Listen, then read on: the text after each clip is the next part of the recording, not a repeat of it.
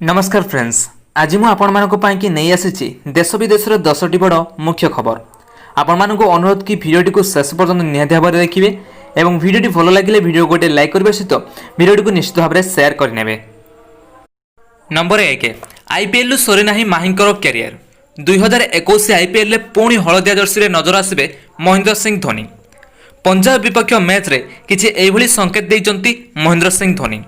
Toss पड़िया परे comment रे धोनी को पचरा जायतिला, येलो जर्सी कौन यह तुम शेष मैच? यार उत्तर में धोनी कहते जमार भी नुहे। अर्थात 2021 आईपीएल रे धोनी पुणी थे चेन्नई सुपर किंग्स की अधिनायकत्व करेंगे। एवं यही खबर वर्तमान फैन मानक एक भल खबर, जहाँकि चलित आईपीएल खराब प्रदर्शन जो 2021 धोनी खेलवा नहीं चर्चा आरंभ हो जाता। तेरे वर्तमान धोनी यही सब चर्चा पूर्णछेद पकाई। नंबर 2, सरुचि समय जमुची प्रचार। आज संध्यारे सरिबो बालेश्वर एवं तीर्तोल उपनिर्वाचन की प्रचार। सेथिपाई कि शेष मुहूर्त में भोटर को आकर्षित करने की तीन प्रमुख दलर उद्यम जारी रखिंट। एवं आज शेष दिन में दलीय प्रार्थी समर्थन में भोट मागुंट नेता। प्रचार करुंच नेता एवं अभिनेता। सबु आसन में त्रिमुखी प्रतिद्वंदिता होउछि। बालेश्वर स्वाधीन प्रार्थी वेणुधर बारिकी उपस्थिति माहौल को अधिक गरम करिछि। आ गोटे दिन पर भोट हेउथिबारु पोलिंग बूथ गुडी को पोलिंग पार्टी पठाया पई की काम चलिछि। एवं महामारी कटकणा मध्य राज्य में प्रथम निर्वाचन होउछि। नंबर 3, केही हेबे नाही शिक्षारु वंचित। स्कूल जीवाकू 35 जन झीओं को साइकेल देवे सोनू सूद। चाली चाली 15 किलोमीटर जंगल रास्ता रे झीओ माने जाउचंती स्कूल। एवं देश में भविष्य को सजाड़े लगी बॉलीवुड अभिनेता सोनू सूद। नेता मंत्री जो काम कर देखाई सोनू। शिक्षा हो अबा स्वास्थ्य, लोकों को सब प्रकार सुविधा देउछंती एही अभिनेता। एवं देश में उन्नति और गरीबों साहाय्य पाई आउ एक पाद आगे सोनू सूद। एवं से उत्तर प्रदेश मिर्जापुर और सोनभद्रा जिलार किसी झीओं को साइकेल देवा काम लगी पड़ती। स्कूल जावाक असुविधार सम्मुखीन होता गाँव गरीब पाई छेड़ा होती हृदयर हिरो। यह गाँव में 5म क्लास पर झील मैंने स्कूल जावा छाड़ी दौरान। यार कारण होउछि सेमानकु स्कूल जावाक 15 किलोमीटर जंगल रास्ता चलिकी जावाक पड़ुछि। एवं सही अंचल नक्सल प्रवण होइतिबारु अभिभावक माने पिलांकु स्कूल छाड़िबाकू राजी होउनांती।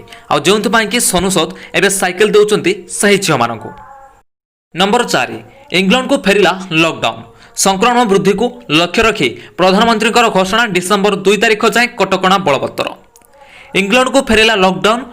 प्रधानमंत्री बोरिस जॉनसन 2 डिसेम्बर जाए लॉकडाउन घोषणा करिसेंती। इंग्लैंड में महामारी आक्रांतों संख्या 10 लाख अतिक्रम करिया परे एही पदक्षेप निया जायछि। तेबे एही समय स्कूल एवं कॉलेज खोला रहिबो। तेबे रेस्टोरेंट पब होटेल बंद रहिबो। लोकों जीवा आसिबा उपर भी प्रतिबंधक लगा जायछि।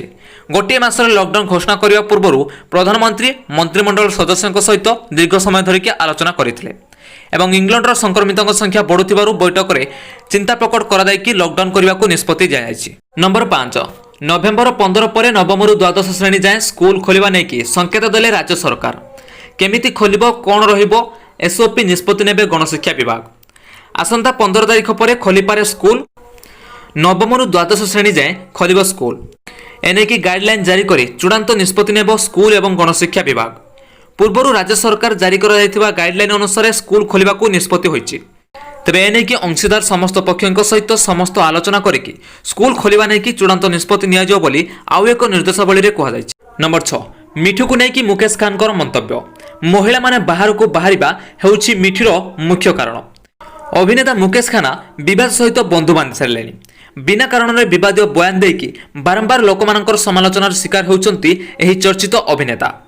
किछि विवादीय बयान को लेकिन कपिल शर्मा सहित तांकर विवाद लगी रही बेले एबे सोशल मीडिया रे तांकर एक पुराना वीडियो भाइराल हेबाको लागिछि, जहाको लेकिन एबे सारा देश में चर्चा आरंभ हो जाइछि। एही वीडियो रे मुकेश खाना को मिठू को लेकिन तांकर मतामत रखिबा सहित महिला एवं पुरुष मानकर कर्तव्य उपरे से ज्ञान बांटुथिबार देखिबाको मिलुछि। नंबर 7, चाषी मानकर चिंता बढ़ाई जंगली हाथी। कामाख्यानगर एवं नीलगिरी आसला हाथी उपद्रवर चित्र। हाथी घोड़ा सहित क्षतिपूरण दाबी कर स्थानीय चाषी। नीलगिरी रे झड़खंड हाथी आतंक। धान फसल अमल समय को चलित वर्ष हाथी प्रथम थर पाई प्रवेश करिसेंती। गतकाली राति झारखंड हाथीपल बेतनटी रेंज अतिक्रम करिकी नीलगिरी अंचल में प्रवेश करने पर बहुमात्रा फसल नष्ट करिसेंती।